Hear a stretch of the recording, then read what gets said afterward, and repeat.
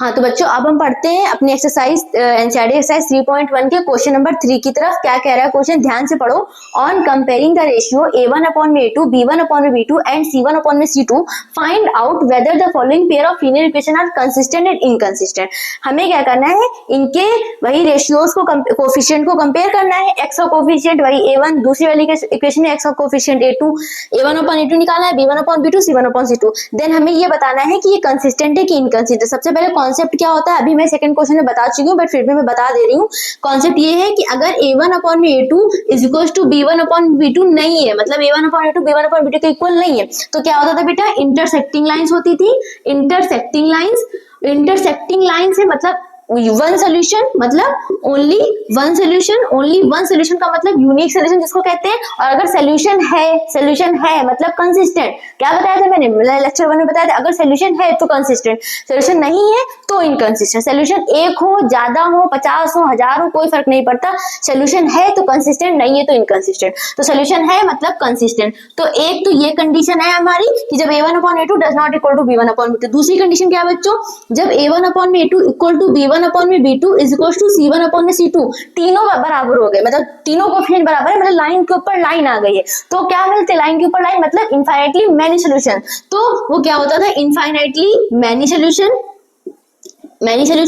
और देखो मैंने लाइन से लिखी, और कोइंसिडेंट लाइन होती थी, मतलब लाइन के ऊपर लाइन, कोइंसिडेंट लाइन। और जब कोइंसिडेंट लाइन या फिर सोल्यूशन बहुत सारे मिल रहे हैं तो कंसिस्टेंट होगा ही होगा। तो कंसिस्टेंट बच्चों हमारा दो केस में होगा कंसिस्टेंट। कौन से केस में, जब a1/a2 does not equal to b1/b2, और तीसरा जब तीनों ही बराबर हो जाए, तो दो केस में कंसिस्टेंट होगा। आपको मैम इनकंसिस्टेंट फिर कब होगा, तो इनकंसिस्टेंट कब होगा, जब a1/a2 is equal to b1/b2 के तो हो, लेकिन c1/c2 के बराबर नहीं है। तो हम कहेंगे, क्या कहेंगे, नो पैरेलल लाइंस होंगी। पहली बात तो क्या होगा, पैरेलल लाइंस मतलब नो सॉल्यूशन मतलब इनकंसिस्टेंट। जब सॉल्यूशन नहीं मिलेगा बच्चों मतलब इनकंसिस्टेंट। और मैंने इसका बताया भी तरीका लर्न करने का, जब स्टार्टिंग के दो पेयर मतलब समझ लो दो लाइनें बराबर जा रही मतलब पैरेलल। तो जब a1/a2 is equal to b1/b2 मतलब स्टार्टिंग के दो इक्वल दीजिए, तीसरा ना इक्वल, तीसरी इक्वल नहीं होनी चाहिए, तो हमारी पैरेलल लाइन मतलब इनकंसिस्टेंट। अब अपने क्वेश्चंस करते हैं। तो सबसे पहले जैसा कि मैंने आपको सिखाया है क्या करना होता है, इसकी कंपेयर a1x प्लस b1y। गलती हो गई, क्या हो गई, सबसे पहले इक्वेशन को अरेंज करो। 3x प्लस 2y ये इधर आएगा, माइनस का 5 इज इक्वल टू 0। इसको अरेंज करें तो बच्चों 2x माइनस का 3y ये इधर आएगा, माइनस का 7 इज इक्वल टू 0। इसकी कंपेयर करेंगे a1x plus b1y plus c1 is equal to 0 से। इसकी कंपेयर करेंगे a2x plus b2y plus c2 is equal to 0 से। जल्दी बता दो, a1 कितना है बच्चों, x का कोफिशिएंट यहाँ क्या है 3 है। b1 कितना है बच्चों, y का कोफिशिएंट यहाँ क्या है 2 है। c1 कितना है बच्चों, कांस्टेंट टर्म माइनस का 5। यहाँ a2 कितना है, x का कोफिशिएंट 2 है। b2 कितना है बच्चों, b2 माइनस का 3 है। और C2 की बात करें तो कितना है, माइनस का 7 है। अब हम क्या करते थे, थर्ड स्टेप हमारा a1/a2 निकाल लो बच्चों। a1 क्या है 3 है, a2 क्या है 2 है। b1/b2 निकाल लो बच्चों, तो b1 क्या है हमारा 2 है, b2 क्या है माइनस का 3 है। ओके, देन c1/c2 की जरूरत तो दिख नहीं रही पर फिर भी निकाल देते हैं। माइनस का 5 माइनस का 7 कट जाएगा, 5/7। तो देखो यही दिख गया, क्या a1/a2 b1/b2 के इक्वल दिख रहा है, क्यों, a1/a2 3/2 है, b1/b2 2/3 है। तो a1/a2 does not equal to b1/b2। क्या होता था, ये होता था इंटरसेक्टिंग लाइंस। क्या होती थी, इंटरसेक्टिंग लाइंस मतलब ओनली वन सोल्यूशन, जिसको हम दूसरी भाषा में यूनिक कहते हैं। ओनली वन का मतलब क्या, unique, single piece, only one solution. और जब सोल्यूशन है तो तुमसे क्या पूछा था, कंसिस्टेंट है कि इनकंसिस्टेंट। सोल्यूशन अगर है तो मतलब बड़ा लिख देना कंसिस्टेंट, यही लिखना है मेन जो हमसे पूछा था, कंसिस्टेंट। आई होप आपको समझ में आया होगा। बढ़ते हैं इसके इस पार्ट के सेकंड पार्ट की तरफ। तो ये है हमारा पार्ट टू। सबसे पहला वही काम अब तो आ ही गया होगा आपको करना। क्या करेंगे, जल्दी कर लो भाई। इसकी पहले तो इक्वेशन को अरेंज करो, 2x माइनस का 3y इधर आएगा माइनस का 8 इज इक्वल टू 0। इसको करो 4x माइनस का 6y माइनस का 9 इज इक्वल टू 0। इसको करेंगे a1x plus b1y plus c1 से कंपेयर। इसको करेंगे बच्चों a2x plus b2y plus c2 is equal to 0 से कंपेयर। रेड मार्कर ले लिया मैंने, ध्यान नहीं दिया, ठीक है कोई बात नहीं। अब हम क्या करेंगे, a1 की वैल्यू देखिए तो a1 क्या है बच्चों, x का कोफिशिएंट 2, b1 क्या है, b1 है माइनस साइन के साथ लेंगे क्योंकि यहाँ प्लस है, तो b1 क्या है माइनस का 3, b1 क्या है माइनस का 3, c1 की बात करें तो माइनस का 8, a2 की बात करें तो a2 क्या है 4 है, b2 क्या है माइनस का 6 और देखो b2 y का कोफिशिएंट और c2 क्या है बच्चों माइनस का 9। अब हमें क्या चाहिए भाई, अपना काम a1 अपॉन में a2 निकालो बच्चों। a1 क्या है 2 है, a2 क्या है 4 है, सॉल्व करो 2 1 जा 2 2 2 जा 4, यही कर लिया करो सॉल्व। फिर b1 अपॉन में b2 निकालो तो b1 क्या है बच्चों माइनस का 3 है और b2 क्या है माइनस का 6, कट जाएगा 3 1 जा 3 3 2 जा 6, मतलब ये भी 1/2 आया। अच्छा c1 अपॉन c2 की बात करें तो c1 क्या है बच्चों माइनस का 8 है और ये माइनस का 9, कट जाएगा 8/9 ही रहेगा। तो बताओ कुछ दिखा, हाँ दिखा, क्या दिखा, a1 अपॉन a2 भी 1/2 है, b1 अपॉन b2 भी 1/2 है। कौन सी कंडीशन, जब a1 अपॉन में a2 is equal to b1 upon में b2 does not equal to c1 upon में c2, क्योंकि 1/2 is equal to 1/2 does not equal to 8/9। तो ये कौन सी कंडीशन होती थी, ये जब दो स्टार्टिंग के तो रेशियो इक्वल होते थे पर अगला वाला नहीं, तो ये हमारी होती थी बच्चों पैरेलल लाइंस। कैसी lines, parallel lines. Parallel lines का मतलब नो सॉल्यूशन, जब सॉल्यूशन नहीं है तो क्या होगा, वो ऑब्वियस सी बात है, बड़ा बड़ा लिख देना इनकंसिस्टेंट, ये दिखना चाहिए एग्जामिनर को, बस सॉल्यूशन नहीं है तो इनकंसिस्टेंट। अब बढ़ते हैं पार्ट थर्ड की तरफ। तो ये है हमारा थर्ड पार्ट, 2 हो चुके हैं।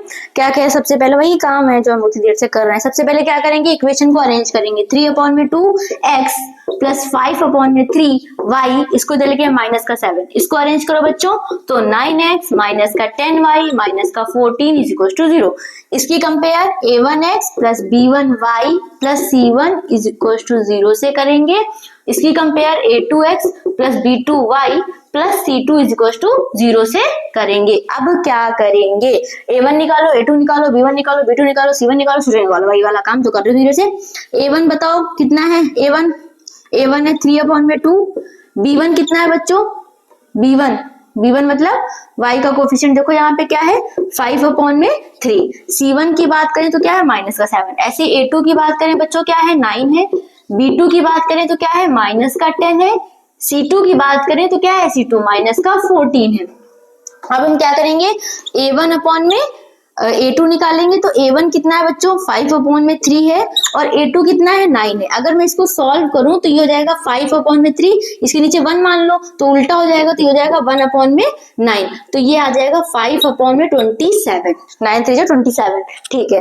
अब b1/b2 निकालो बच्चों, तो b1/b2 की बात करें तो b1 क्या है 5/3 और b2 क्या है माइनस का 10, तो इसको अगर मैं सॉल्व करूं तो 5/3 इसके नीचे 1 मान के उल्टा कर देंगे तो 1/10, माइनस आगे लगा लो तो ये हो जाएगा माइनस का 5/, सॉल्व हो जाएगा वैसे ये 5 1 5 5 2 10, तो ये हटा दो यहाँ से, कोई इसका काम नहीं है।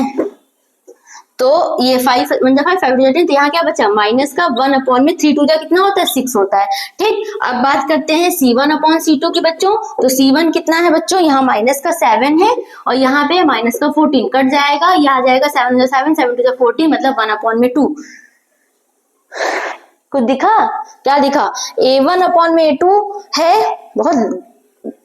बहुत किचकिच मच गई है बहुत ज्यादा, ये साफ साफ मैं कर दे रही हूँ। a1/a2 बच्चों है, a1/a2 है 5/27, b1/b2 है माइनस का 1/6 और c1/c2 है 1/2। मेन वैल्यू मैंने अंडरलाइन कर दी है, आप समझ जाओगे।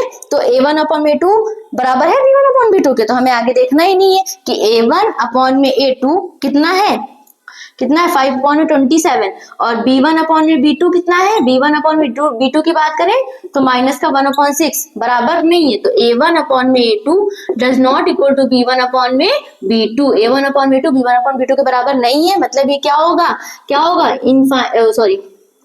Intersecting lines intersecting lines. Intersecting lines का मतलब क्या होता है, कैसे सोल्यूशन देगा, यूनिक सोल्यूशन, मतलब वन सोल्यूशन देगा, यूनिक सोल्यूशन। और जो सोल्यूशन दे रहा है तो क्या होगा, वो तो तुमसे पूछा था कि कंसिस्टेंट है कि इनकंसिस्टेंट, सोल्यूशन दे रहा है तो कंसिस्टेंट, बड़ा बड़ा लिख देना पेपर में।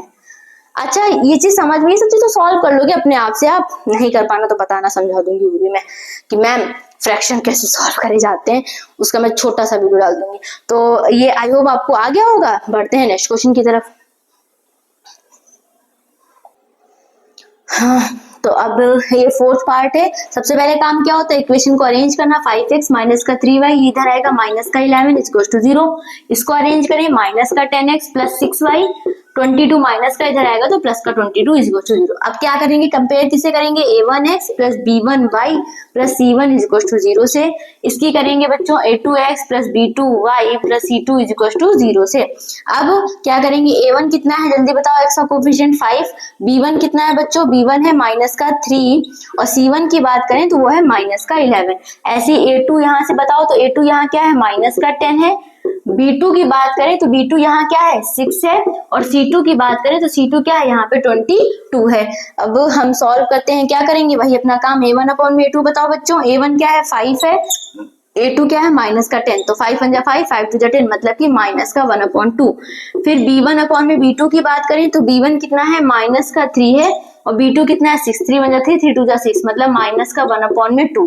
ठीक है, c1 अपॉन में c2 की बात करें तो c1 कितना है, माइनस का 11 अपॉन में 22, तो 11 1 जा 11, 11 2 22, ये हो जाएगा माइनस का 1/2। तो हम क्या देख रहे हैं, a1 अपॉन a2 भी माइनस 1/2, b1 अपॉन b2 भी माइनस 1/2, c1 अपॉन c2 भी माइनस 1/2। तो ये कौन सी कंडीशन होती है जब तीनों बराबर हो जाए, ये देखो पहली बार अब मिली है कि a1 upon b2 is equal to b1 upon में b2 equal to c1 upon में c2, मतलब कि क्या, जब तीनों इक्वल हो जाए, मतलब कोइंसिडेंट लाइन। भाई थक गई मैं तो कोइंसिडेंट लाइन बता के। कोइंसिडेंट लाइंस का मतलब क्या, मतलब इनफाइनाइटली मैनी सोल्यूशन। क्या देगा वो, इनफाइनाइटली मैनी सोल्यूशन, बहुत सारे सोल्यूशन देगा।